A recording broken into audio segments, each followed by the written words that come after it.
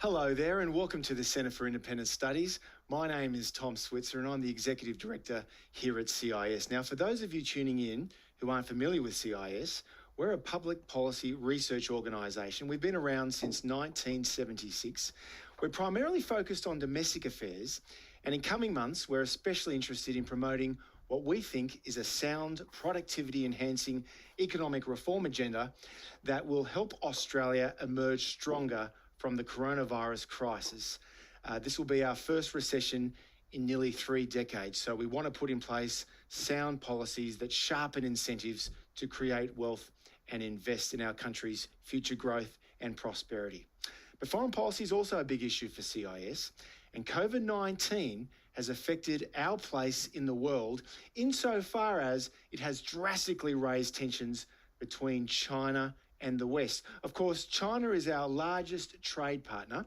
It accounts for about 36% of our export wealth, which, when you think about it, is more than Japan, South Korea, and the United States combined. Chinese students also studying in Australian universities, they contribute as much as $12 billion a year in fees. Now, at the same time, the United States has been our most important security ally since the end of World War II and the onset of the Cold War. Australia has important values and interests in common with the US, reflected especially in intelligence sharing and favourable access to US defence and technology. On many issues in the world, Americans and Australians find ourselves on the same side. Which brings us to the coronavirus crisis. Now, the United States and its allies have expressed outrage at the way the communist regime in Beijing has dealt with the outbreak of the virus. Beijing has accused the United States of trying to smear and shift blame. According to Beijing, Washington should focus on controlling the outbreak at home. Meanwhile, a diplomatic spat is raging between Beijing and Canberra. China's ambassador here recently threatened economic retaliation over Canberra's call for an independent investigation into China's handling of the COVID-19 outbreak. So to discuss these issues and to put them in a broader historical context of the US-China relationship, this increasingly intense strategic and economic competition between our largest trade partner and our most important security ally, we have a great debate between two distinguished intellectual heavyweights, Kishore Mahbubani in Singapore and John Mearsheimer in Chicago. Now, I'll introduce and call on both Kishore and John to make a 2-minute introductory statement before we address questions. Now, for their introductory remarks, I will call on Kishore and John to address 2 key questions. The first, can China rise peacefully, which is the subject of the final chapter in John Mearsheimer's The Tragedy of Great Power Politics. And the second question is China winning, which is the subject of Kishore's new book. Well, let's get started. Kishore Mahbubani is author of Has the West Lost It? A Provocation. That was published 2 years ago. And just out, available in all good bookstores in Australia, Has China Won? The Chinese Challenge to American Primacy, which the distinguished military historian Sir Max Hastings and the leading CNN commentator Fareed Zakaria have recently praised. A former ambassador to the United Nations twice in the Reagan era and the post-9/11 era, Kishore Mahbubani was the founding dean of the Lee Kuan Yew School of Public Policy at National University of Singapore. Now, Kishore was a guest at CIS both in 2004 and 2 years ago in 2018, and it's a great pleasure to welcome him back to CIS. Kishore, over to you. Thank you very much. It's such a pleasure to be back with John and you in this discussion. Let me quickly answer your 2 questions. Your first one is, can China rise peacefully? And the simple answer is yes. Because one point I emphasize in my book, Has China Won, is that we are entering a new era of world history. 200 years of Western domination of world history is coming to an end, and we're returning to the norm of the first 1800 years, from the year 1 to the year 1820. 2 largest economies were always those of China and India. So we're going back to a different world. And remember that when China was dominant, the number 1 power for most of 1800 years, China didn't conquer the world. China didn't go out like the British, the French, the Dutch, and the Spanish conquering colonies all over the world. Indeed, I believe in the 15th century, they had the largest, most powerful navy under Admiral Cheng He. They went around the world. They didn't conquer any countries. So I think that's a very critical point to bear in mind, with just one minor qualification. And this is an important for an Australian audience. As China is rising and returning, it's important that we try to work with China rather than try to provoke China. And that's why managing the rise of China is very critical. Your second question is, can China win? And the question is, win what? So clearly, if you mean in terms of can China become the world's largest economy, I can confidently say yes. And all that the Chinese have to do is achieve half the per capita income of the United States, and they will have an economy twice the size of the United States. Simple mathematics. But of course, can China win? Do you mean that China will step in and take over the role of the United States and try and dominate the world? I don't think China wants to do that. And as John Mearsheimer, who's going to speak next, has brilliantly documented in his book, The Great Delusion, America fought a lot of unnecessary wars in the Middle East and elsewhere. This is something that China, I'm reasonably confident, is not interested in doing. It wants to focus on making China a great power, but not take over America's role in terms of managing the world.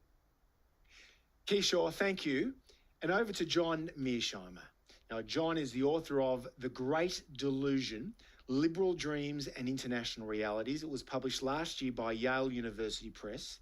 John's also the author of The Tragedy of Great Power Politics, which Foreign Affairs magazine rated as one of the 3 most influential theses of the post-Cold War era, the others being Frank Fukuyama's The End of History and Samuel Huntington's The Clash of Civilizations. John Mearsheimer is also Professor of Political Science at the University of Chicago. John was a guest of CIS just last August 2019, and you can watch his events, including a debate with Australia's leading strategic thinker, Hugh White, in Canberra, in front of more than 500 people. John, welcome back to CIS, and over to you. Thank you, Tom, for inviting me to be on the show. It's great to be back with you and also with my old friend Kishore. I have very different views on these 2 questions than Kishore does. With regard to the question whether China can rise peacefully, I think the answer is no. My basic view is that what China is going to do as it continues to rise economically is that it's going to translate that economic might into military might, and it's going to try to dominate Asia the way the United States dominates the Western Hemisphere. It's going to try to become a regional hegemon, the way the United States is a regional hegemon here in the Western Hemisphere. My view is that China would be crazy not to try to dominate Asia, because in a world where there is no policeman, no night watchman, it makes eminently good sense for a state to want to completely dominate its region. So I think that China will set out to do that. Of course, the United States does not tolerate peer competitors. The United States wants to remain the only regional hegemon in the world, and it therefore will go to great lengths to prevent China from dominating Asia. And the end result will be that you'll get this intense security competition with a serious chance of war. With regard to the second question, we're very early in this competition, so it is hard to predict who's ultimately going to prevail. I think when you read Kishore's excellent book and you listen to him over the years, he thinks that the Chinese have the wind behind their back and that the United States is kind of like a dinosaur. I would not bet on that, Kishore. If I had to bet, I'd bet on the United States. The United States has taken on 4 potential peer competitors in its history: Imperial Germany, Imperial Japan, Nazi Germany, and the Soviet Union. The United States played a key role in putting all 4 of those countries on the scrap heap of history. the United States will go to great lengths to compete with China and to prevent it from dominating Asia. And when you look at the demographics of China and the United States, and you look at the economies of the two countries, I think that the United States is in better shape than China is. And for that reason, if I had to bet, I'd bet on the United States. Well, John, thank you so much for that. And as you can tell here, John Mearsheimer and Kishore Mahbubani clearly take different views on this question about whether China can rise peacefully and whether it's in the process of replacing America in terms of primacy in East Asia. I want to deal with these issues. And remember, if you'd like to ask any questions, just chat and we'll get the questions to our special guests towards the end of the show. But I'd like to talk about what's really the big issue in international affairs in the last week or so, and that is the question of an international inquiry into the Chinese government's handling of the outbreak of the coronavirus in Wuhan. Kishore Mahbubani, surely calls for that inquiry are reasonable. After all, the virus was made in China. It's infected more than 3.5 million people. It's killed more than 250,000 people, and it's triggered a global recession, perhaps even a depression. What's so wrong with an inquiry? Kishore Mahbubani. Very small correction. The virus was not made in China. It exploded in China. As you know, viruses can break out anywhere. It was a natural phenomenon. And I think that China, in my view, will not be opposed to any objective, impartial, scientific inquiry into what's happened, because they are as eager as anybody else to find out what's happened. But it's important to understand that the calls for the inquiry are part of the politicization of this virus debate, an attempt to blame China, an attempt to put all the focus on China so that countries, especially I would say United States and some Western European countries, can hide the fact that they were actually incompetent in their response to this virus. And this is not Kishore Mahbubani speaking. Richard Horton is the editor of one of the most influential journals in the world, The Lancet. And this is what he says. He says the reason why I've been very critical of the UK government, the US administration, and many European countries is because the Lancet published 5 papers, in the last week of January, telling exactly what was happening in China. And they're describing how the virus was deadly, it was killing people, number of deaths were rising, patients being admitted to ICU, there was no treatment for the virus, and it was going person-to-person transmission. He said all this information had been put out by the end of January. And guess what? US and many European countries did nothing in February, did nothing in March. The Chinese were puzzled. And then, after having failed to respond, they want to try and hide the fact that they responded incompetently by trying to blame China. And even Farid Zakaria said a few days ago, heard him say on CNN, this is clearly a political move. So if you can depoliticize the scientific inquiry and just keep it to the scientists, I'm sure China will cooperate with the scientists. Okay. Now, the Trump administration, of course, claims that the virus leaked from some lab in Wuhan, and so far it's failed to produce the relevant evidence. But, John, I want to bring you in here. One Australian government security official has told the Sydney Morning Herald this week, quote, "We can't repeat the mistakes of the past. The WMD's fiasco was not that long ago." This is referring to the incorrect intelligence reports in the United States and Britain that Saddam Hussein's Iraq was developing WMD. And, of course, that's formed the basis of the Iraq invasion in 2003. Is there a danger here that the Trump administration has mishandled these calls for an international inquiry into Wuhan? John Mearsheimer. Well, I think that what the Trump administration is doing, and it's mainly at this point Secretary of State Mike Pompeo, in saying that it's quite clear that this virus escaped from a laboratory in Wuhan, is a major mistake. There is no evidence to support that line of argument at this point. And in fact, the intelligence community in the United States is saying quite explicitly, we have no evidence to support what Pompeo is saying. There is no evidence to support what he's saying. Therefore, we, the United States, are going to end up with egg all over our face if we continue to make this argument that the virus actually started in the laboratory in Wuhan and escaped, when in fact there's no evidence to support it. And the fact that we have this important precedent, which you talked about, which is the Iraq WMD case, it makes it all the more dangerous for the United States. The fact is, the United States, when it comes to foreign policy in this day and age, oftentimes behaves in an inept way. And this is a really good example of the United States doing something that makes no sense, something that's not in its strategic interest.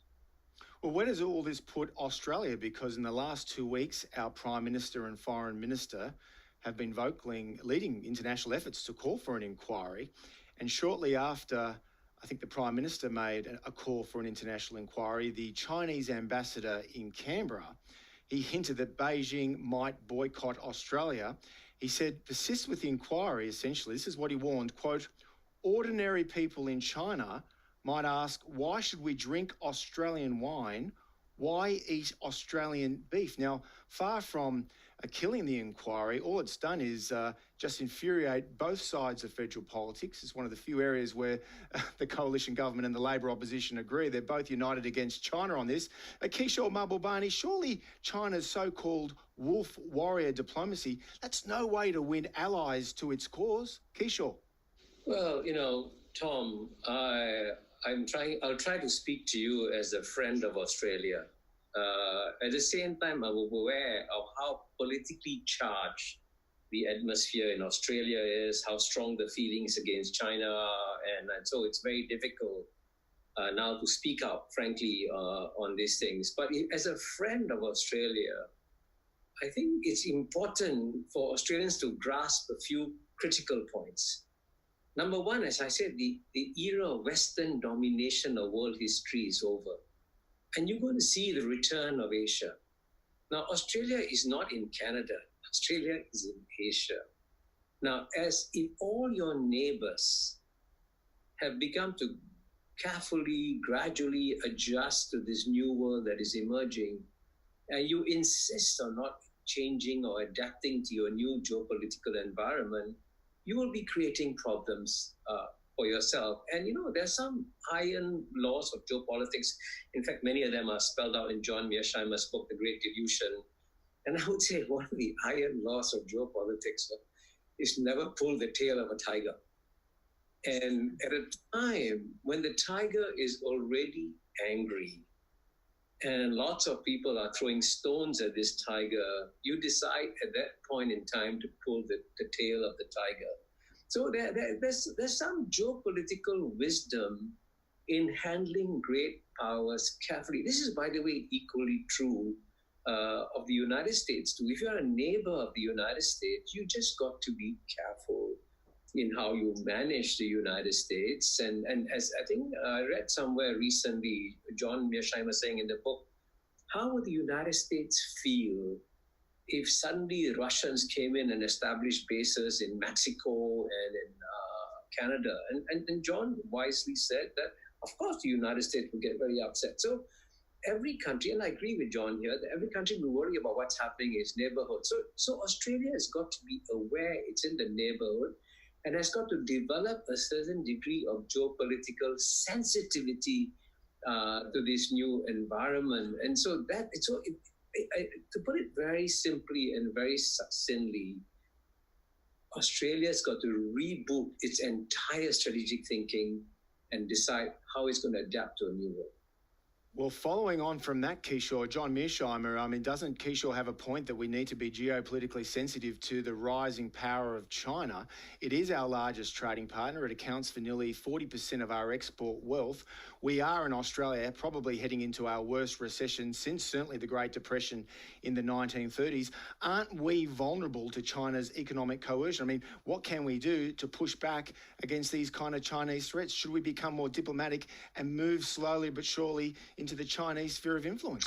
Well, I have a different view of what's happening in Asia and in the world more generally than Kishore.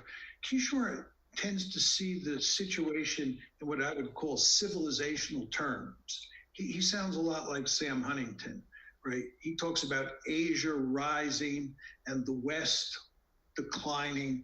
And it's as if Asia were this unified entity. And that's just not the case at all.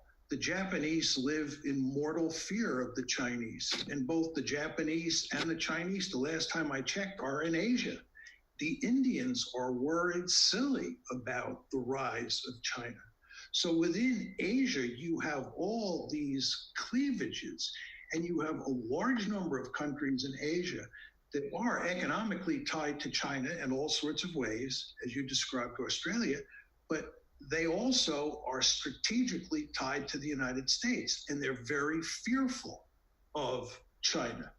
I would say for those states, and this of course includes Australia, yes, you have economic interests that will push you to side with China, but you also have strategic interests that will push you to side with the United States. And the $64,000 question is, which way are you going to go? And the answer is, you're going to go with the United States, you're going to go with the Japanese, and you're going to do everything you can to contain China, because it is big and it is powerful and it is threatening. Well, in other words, security trumps prosperity. Kishore, how would you respond to John Mearsheimer? Security trumps prosperity. By the way, John will be very surprised to discover that I agree with him quite a lot. And I certainly agree with you, John, that Asia is this large and diverse place. And I agree with you, John, that countries like Japan and India, South Korea are all very worried about China's rise. It's a fact. I mean, certainly I'd be very, of course, if there was a small cat next to me that suddenly became a tiger, I'd be very worried too, you know. That's pretty natural. So, but at the same time, I would encourage Australia to watch how other Asians deal with China. For a simple example, which I think George Kennan would have endorsed, the first thing you do is don't insult a great power, right? The Japanese are very concerned, but at the same time, you notice how the Japanese are trying to make sure that their relations with China remain on an even keel. Modi and Xi Jinping have spent more time with each other talking face to face than any two leaders have in recent times. So everybody, yes, we have to deal with the new China. And Australia, unfortunately, has not accepted the fact that this is a different China that you have to deal with. And these adjustments, by the way, in Asia are very subtle, very, very subtle changes going on. And I also want to emphasize, I agree with John that most of the countries in this region want the US to stay on this region. They would like to see a strong US presence, but they would like to see a very tactful, diplomatic US presence that doesn't force countries to choose. So it is possible, actually, to work out arrangements whereby China can rise peacefully and we can all live in a relatively secure and stable environment. And doesn't the Trump administration, John, complicate matters? As you well know, the United States have 5 security allies in the region: Australia, Japan, South Korea, the Philippines and Thailand. It has security networks based throughout the Asia Pacific. And the US alliance has been very much the centrepiece of Australian foreign policy. But John Mearsheimer, how does Australia respond to an ally, in the words of a mutual friend of all three of ours, Owen Harries, the distinguished foreign policy thinker who used to be a senior fellow here at CIS? How does Australia respond to an ally that is, quote, inconsistent, chaotic and championing insularity. John Mearsheimer. Well, let's take those words one by one.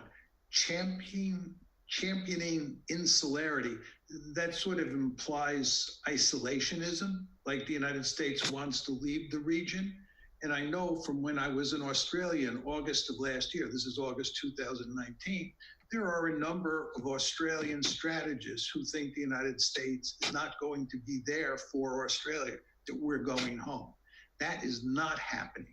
There is absolutely no evidence that the United States is leaving East Asia. We're building up our military capabilities in Northern Australia. We're increasing our patrols in the South China Sea. We're deploying more and more military forces to the region. We're not going away. The United States is bent on containing China. So on that dimension, there's no problem at all. The United States does behave in a quite ham-fisted way in foreign policy these days. And when you look at how the United States manages its relations, you look at the micro level at how the United States operates in East Asia today, it's quite clear that we're not doing a very good job. And I blame this mainly on the Trump administration. I think that will change as time goes by for two reasons. One, I think that Trump will not be president forever.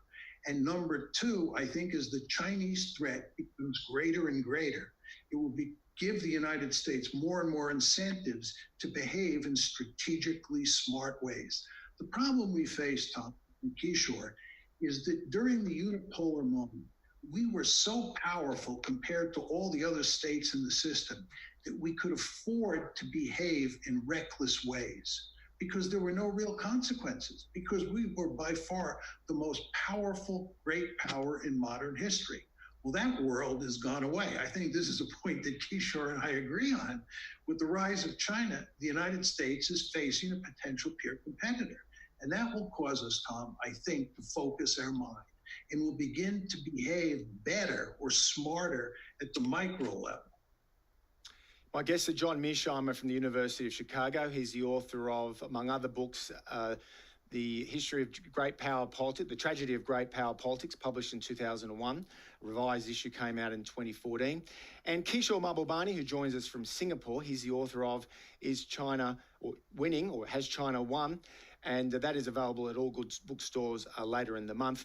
Kishore, let me follow on from John and his point there about American preeminence in the region. I think there's a consensus here between the two of you that the United States has badly mishandled relations with Russia and Europe more generally in the post-Cold War era. Ditto the Middle East in the post-9/11 era. It's badly damaged American credibility and prestige, but you both agree that America will remain a very powerful presence in East Asia. Kishore, how do you respond to those folks, and they're not just the hawks in Washington or in Canberra, it's increasingly felt across Japan and South Korea, even in Europe, that China increasingly represents the number one strategic danger to the world, and moreover, the rest of the world must be less dependent on China for supply chains. Kishore. Yes, I think it's very reasonable to say, old proverb, don't put all your eggs in one basket. And I would say, yes, you have to certainly maybe reduce your reliance on China for the economic production. I think that's quite reasonable. But I want to emphasize, let's say, for example, take Japan. Japan is, as you know, the Prime Minister Abe is spending some money to move Japanese investments outside China to ensure Japan. And then, so where will your investment move? They'll move to ASEAN countries, to Indonesia, Malaysia, Singapore, Thailand. But guess what? This Japanese investment will boost ASEAN's growth. And as ASEAN's economy grows, they will trade more with China. So it's not a zero-sum game that we are playing at the end of the day on this economic sphere.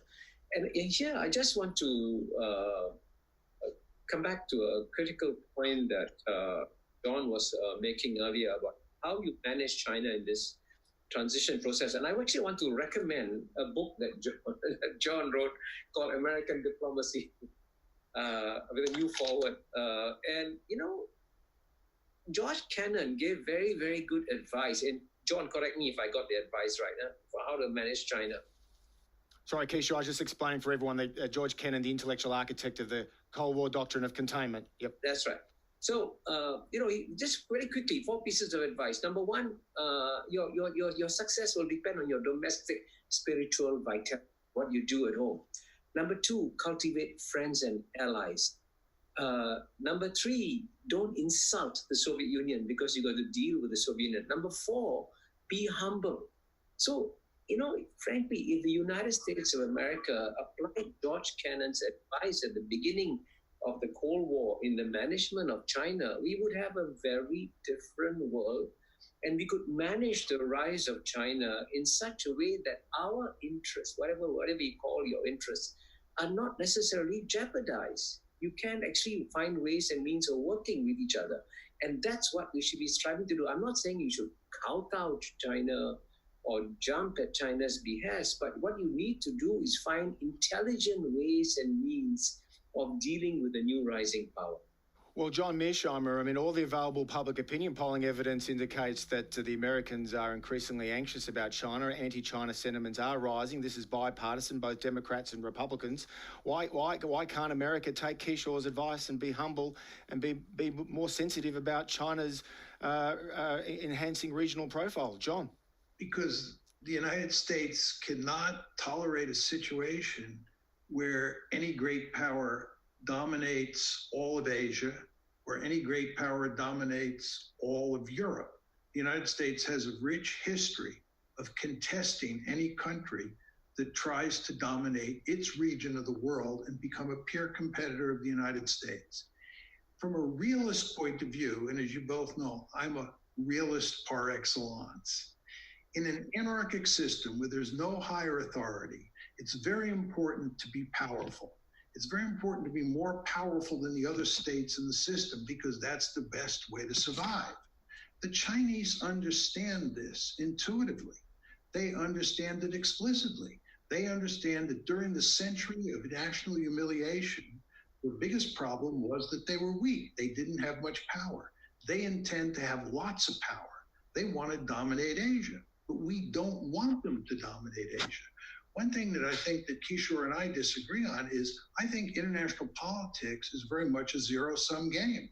As China gains, we lose. As we gain, China loses.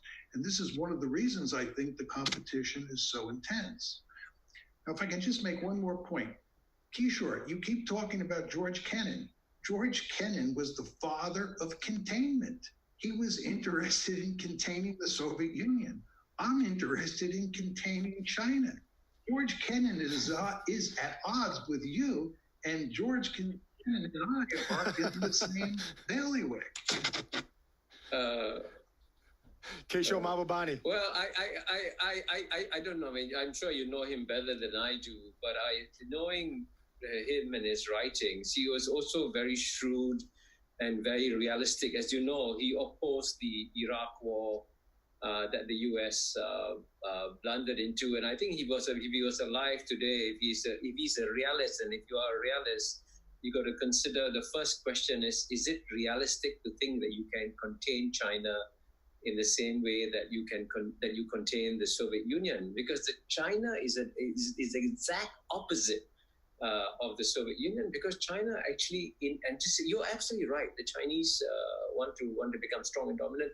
They anticipated this containment strategy even 20, 30 years ago, and therefore made sure that all their neighbors traded more with China than they did with the United States. So you mentioned the 5 allies of the United States in East Asia: South Korea, Japan, Thailand, Philippines, Australia. Unless I'm wrong, all 5 do more trade with China than they do with United States. So it is an absolute mistake to think that you can take some of the assumptions of the Soviet Union and apply them to China, because China is in many ways, and this is, of course, John will completely disagree with me on this, is a much more careful, strategic player. So, for example, I agree that China will try to become the dominant power, but China will try to become the dominant power without using military means.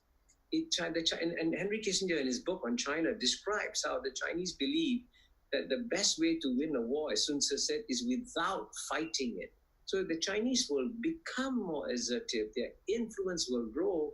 But the thing to note about China is that as it is rising as a great power, it hasn't fought a major war in 40 years. It hasn't fired a bullet across its border in 30 years. So it's a very different animal that you're competing with than when you're dealing with the Soviet Union. So it's important to discard some of the previous methods if you want to deal with the assertive China. If you just tuned in, you're at the Centre for Independent Studies with me, Tom Switzer, and my guests are Kishore Mahbubani in Singapore and John Mearsheimer in Chicago. And remember, if you'd like to ask a question to our esteemed guests, simply type your questions into the chat section. Speaking of which, we have a question here from Jennifer Lind in Illinois in the United States. Thanks, Jennifer, for tuning in. Question for John Mearsheimer. What spark would likely provoke hostilities with China? Can you please address the issue of Taiwan? Will China and the US go to war over Taiwan? One glance at the map would favour China in that question. John Mearsheimer. Well, I think there are three main hotspots in East Asia. One is the South China Sea, where the Chinese are engaging in building islets and turning those small mounds of territory in the South China Sea into military bases.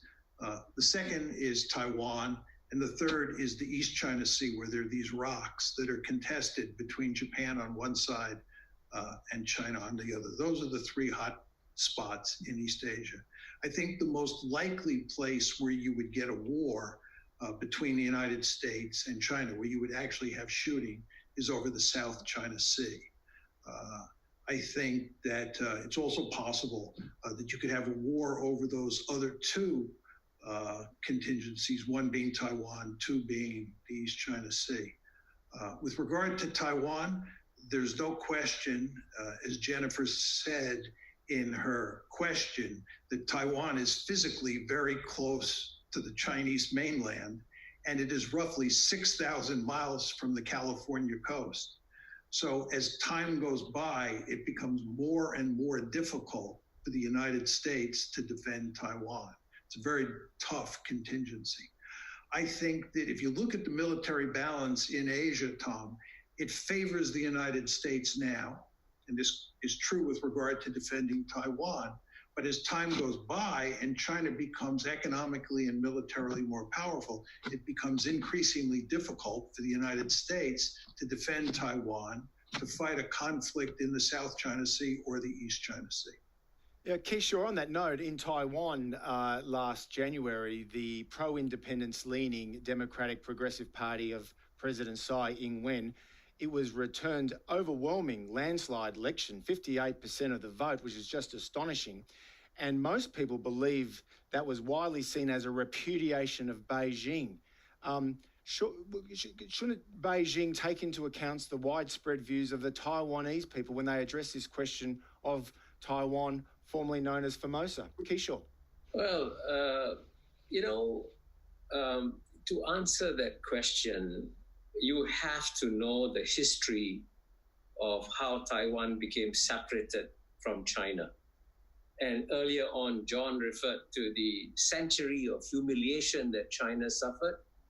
And as you know, during the century humiliation from 1842 to 1949, the British came, forced China to accept opium, seize Hong Kong, seize territories in China, had settlements and sacked the Summer Palace. And then, of course, the Japanese came and defeated the Chinese in 1895 and seized Taiwan.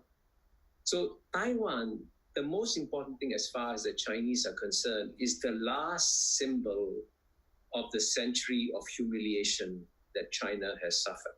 So I can tell you that if any, you talk of the people's sentiments, any Chinese leader who appears in the eyes of 1.4 billion people to be weak on Taiwan is toast, because it's seen as the last symbol of what's happening. So you want to factor in the sentiments of people, be careful what you're doing to the sentiments of 1.4 billion people. But having said that, I also believe that there can be a peaceful solution to the Taiwan issue. And it's a simple case of live and let live. And as you know, paradoxically, the geopolitical space of Taiwan under President Ma Ying-jeou, they were allowed to participate in World Health Organization, increased when the Taiwanese didn't have a government that wants to push for any kind of independence. But the minute a Taiwanese government tries to push for independence, its geopolitical space shrinks. So if you really want to help the people of Taiwan, and I want to help the people of Taiwan, at the end of the day, the Taiwanese have got to be realistic and realize that there are, 193 countries in the world, right? Apart from a few mini states that recognize Taiwan, none of the major states are going to recognize Taiwan. And, Taiwan's fate was sealed in 1979 when the United States de-recognized Taiwan and recognized China as the government. So once that happened, that's when history turned a corner. So it's a difficult issue, but the best way we can help the people of Taiwan is try not to politicize the issue, and that will give them more space in the geopolitical environment. Let's turn to the broader issue of containment, the strategy that John Mearsheimer recommends. We have a question here from Mitch in Sydney. Question, should we revive and expand the quadrilateral security dialogue? This, of course, includes the United States, Australia, Japan and India. Should we revive and actually expand it after COVID-19? I'm assuming he means to expand it to, say, Vietnam and South Korea. This might be the best counterbalance strategy to China, but how willing would these nations be in containing China? And I should stress, John, the United States has been very keen for allies to support its freedom of navigation patrols through that 12 nautical mile zone in the South China Sea. How would you respond to Mitch? John Mearsheimer. Well, I think that the United States has a deep-seated interest in creating an alliance structure or a balancing coalition against China. This is what containment is all about. Just as we created NATO in Europe during the Cold War, and we created an alliance structure in East Asia, mainly involving Japan and South Korea, what we have to do now in the face of the rise of China is create a balancing coalition that includes those four countries for sure, but includes other countries as well. And the United States has to operate on the assumption that all of those countries, although they have close economic ties with China, will privilege security concerns over economic concerns. They will be fearful of China to the point where they will be willing to ally with the United States. This does not mean that all of the economic intercourse that takes place between these countries and China will come to an end. You want to remember that in Europe before World War I, you had a great deal of economic intercourse between the countries that ended up fighting each other in World War I. So you can have security competition and significant economic cooperation at the same time. But the key question is whether or not the United States can put together this balancing coalition, this alliance structure in East Asia to contain China. And when you look at the Trump administration and how well or poorly it's performed in the realm of foreign policy over the past 3 years, you begin to worry because the Trump administration has not done a good job of cobbling together this alliance. And in the future, the Trump administration or the Biden administration, who is ever in the White House, is going to have to do a much better job. And I think it is doable in large part because I think almost all countries in East Asia are very scared of the Chinese. Kishore, you and John, although you express yourselves in different ways, you are acknowledging that all rising great powers, as they rise, their definition of national interests grows as their power increases, and they seek a sphere of influence in areas on which their future stability and prosperity rely. There's nothing odd about that. All great powers have done it. Look at the United States in the 19th century. And of course, the Chinese in internal discussions with the Americans say, you did this in the 19th century with your Monroe Doctrine. Why can't we in China do it in East Asia? But when I put this question to Paula Dobriansky from Washington, she's a former senior official in the Bush administration, the second Bush administration, she said that, well, we tolerated slavery in the early 19th century. That doesn't mean you allow great powers spheres of influence in the 21st century. How would you respond to those kind of concerns? Because they're concerns you'll hear on both left and right in public discourse. Yeah, well, for a start, let me say that I want to quote what Graham Allison says in his book, Destined for War. He says, many Americans often say, why can't China be like us? And Graham Allison says, be careful what you wish for, because China today, in its point of emergence, is exactly where United States was at the end of 19th century. And then Teddy Roosevelt came along and started wars, seized territories, and that was normal emerging great power behavior. So, and the remarkable thing about China today is that there is no Teddy Roosevelt in China who is trying to go around, declare wars, seize territories, and so on and so forth. So China's emergence in that sense so far has been very different from the way that America has behaved. And there is absolutely no question that as China becomes strong and more muscular, it will become more assertive. I mean, this is how all great powers behave. And in that sense, I agree with Mearsheimer. As a realist, we must understand that great powers want more space for themselves. But it's also important to understand how China will exert its power. And I think the fundamental difference, between the way the United States has behaved, and indeed, John Mearsheimer's book has got this amazing number of statistics, the number of wars that the United States has fought in the last 30 years. It's been at war for almost every other year, or every 2 years out of 3 years over the last 30 years. Now, that's the American impulse. The Chinese impulse, and this goes back a long time, is to try and win a war without fighting it. And I think this is where Kissinger's book on China is worth reading, because he does point out how patiently they will try to accumulate assets and influence, and they can expand their space without necessarily having to go to war. And the other side of the coin, I also must emphasize that since we are talking of Japan, South Korea, India, I would say that when things happen in Asia, it's never black and white. Okay, you can see very subtle changes in the shades of gray. And you must be able to wear Asian glasses to see how the shades of gray are changing. And just to give you something which I hope is undeniable, in theory today, Thailand and Philippines, in theory, are allies of the United States. Yes, they have a defense treaty. But, honestly, do you think seriously the current governments in Philippines and the current government in Thailand is closer to Washington, D.C. than it is to Beijing? Something has changed. So on paper, they remain treaty allies. Functionally, they're far more sensitive to what Beijing is doing. And so these are the subtle changes we have to understand. It's a very different game. It's not a game being played with aircraft carriers, missiles, and so on and so forth. China, as you know, still only has 300 nuclear missiles compared to over 6,000 for the US. It's a different game. And so dealing with China, you cannot use the same 90. Yeah, well, on that note, John Mearsheimer, Australia, like many of the countries in the region, sorry, Kishore, we're losing you there. Many countries in the region, most notably Australia and Japan, have this bedrock security alliance with the United States. Of course, we don't want to say we're choosing between going with China or going with America.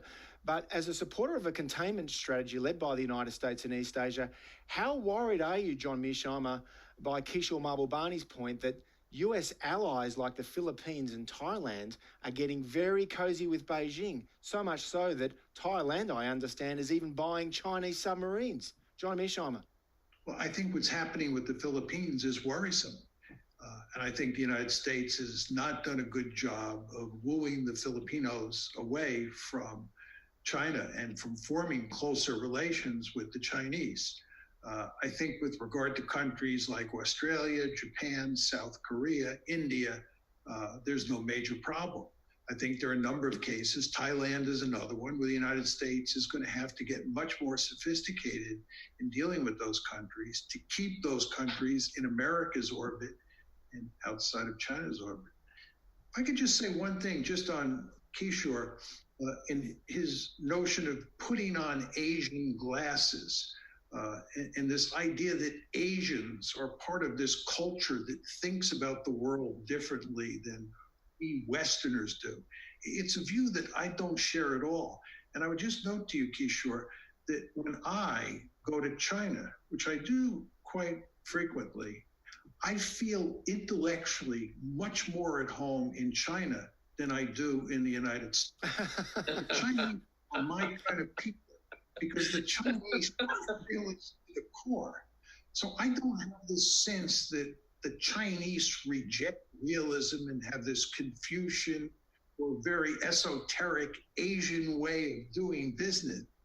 They seem to me to talk and act just like the great powers that I think about and write about. And before Kishore deals with that, we got a question here from Phil Backman in Victoria, and he says for Kishore, your thinking seems more subtle, conciliatory, realistic than that of many Westerners. Is that reflective of your culture or of your personal character? And I should stress that one of your books, Kishore, was published in the 1990s, Can Asians Think? Owen Harries said it was that you are the most forceful, combative, insightful spokesman for the new Asia.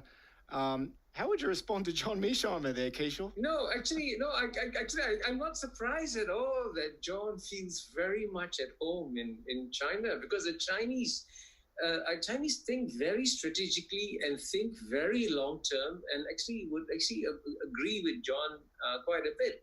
But I also have to emphasize that the means by which China is flexing its muscles and growing its influence is using predominantly non-military means. Well, let me say, by the way, so far. So there comes a point in time where if you provoke the Chinese at a certain point, then of course they're going to react militarily. That's my goal. My goal is to see whether or not we can create a world where the fundamental interests of the United States in taking care of the well-being of 330 million people and the fundamental interest of China in taking care of 1.4 billion Chinese people does not come to a clash, and that they can actually live with each other. And that I think is the key point of difference that I have with John. John assumes that there has to be a clash. I believe there can be a live and let live policy. And frankly, most of the countries in the region, I think, would be happier if, yes, there can be geopolitical competition between US and China, which you cannot stop, but do it in such a way that you don't force other countries to choose. And then I have a whole chapter about the 6 billion people who live outside the US and China, and most of them actually are now wishing, especially with COVID-19, that both US and China would press the pause button on the strategic competition and fight COVID-19 together. So it is therefore a different world from the world that we grew up in the past. That's the key point I'm emphasizing. Okay, now we only have a few minutes left, but we've got time for a few more questions. John Mearsheimer, let's look at the internal makeup of the United States. Anne Kane asks, how will Joe Biden and the Democrats handle China if he wins in November? And Lydia from Melbourne asks the question, should allies like Australia be concerned about staying power? In one of your earlier answers, you said America will remain very much engaged in East Asia. That's also Kishore's view. But Lydia points to an article in the Atlantic magazine. George Parker argues America is a failed state. Quote, a corrupt political class, a sclerotic bureaucracy, a heartless economy, a divided and distracted public. The coronavirus, he argues, did not break America. It revealed what was already broken. Now, John, Lydia asked a question, to the extent that Packer is right and the trends continue, do they contradict the notion of American regional preeminence for the foreseeable future? John. Well, there are certain virtues to the Packer piece, which we don't have time to get into here. But the idea that the United States is a broken state and is going to have to come crawling back across or swimming back across the Pacific Ocean to the California shores because it doesn't have the staying power to remain in East Asia is not a serious argument.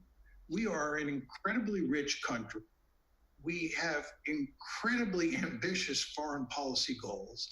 And as I said earlier, Tom, there is no evidence whatsoever that we are leaving East Asia. And if you look at the historical record, there's no reason to think that we're going to leave. The more important issue, which I think is captured by the Packer article to some extent and captured by the other question, is the one of whether or not the United States can actually manage its relations with its allies in East Asia. And the reason I hope that Biden wins from a foreign policy view is I think that Joseph Biden would do a much better job managing our alliance relations in East Asia, and indeed managing relations with the Chinese than the Trump administration has done. So it's the actual management of containment, how we're putting together the balancing coalition that I find unsatisfactory. And I blame that largely on the Trump administration, which tends to treat allies poorly. Okay, finally, Kishore, we have someone, Sally from Perth. She's asking, are you overstating China's rise and overlooking its very real weaknesses and limitations? And she points out that the economy has gone into its first recession since its transition to a market economy. Its population is aging fast. It has various internal ethnic tensions and has become embroiled in this trade war with China. So are you sugarcoating China's problems, Kishore Mahbubani? Well, she may be absolutely right that China will crumble and fail in the face of all these problems. Yes, it can happen. But, at the end of the day, if you are a serious strategic planner and you're looking after the interests of your country, do you plan for the best case outcome that China disappears? Or do you plan for the worst case outcome in which China becomes really, really strong and powerful? And I think I must emphasize one small thing. The Chinese are no less smart than their East Asian neighbors. They can achieve the per capita income of South Korea, Japan, and Singapore someday. And when they do so, the Chinese GNP will be phenomenal. And that's a different world. And so let us ask ourselves, what happens if China succeeds? How do we deal with that world? And what kind of China do we want to see? That's why we are in a moment of great transition.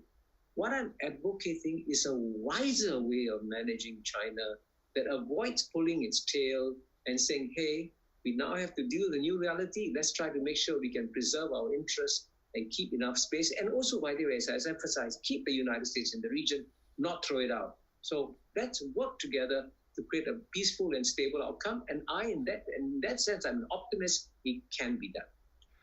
Well, Kishore Mahbubani in Singapore and John Mearsheimer in Chicago, on behalf of my colleagues and all of us listening, thank you so much for this really stimulating discussion. And it seems to me it's a good way to conclude with some remarks by my colleague and fellow board member here at CIS, James Phillips. He says, the conceit that Australia's and America's belief that their values and system would prevail in the medium term made Australia naive in its engagement with China. Now it's woken up, but it's not being careful in picking the issues on which it pokes the tiger. Thank you. Thanks, Tom and Kishore. Thanks, John. Thanks, Kishore. Great work, guys. That was terrific.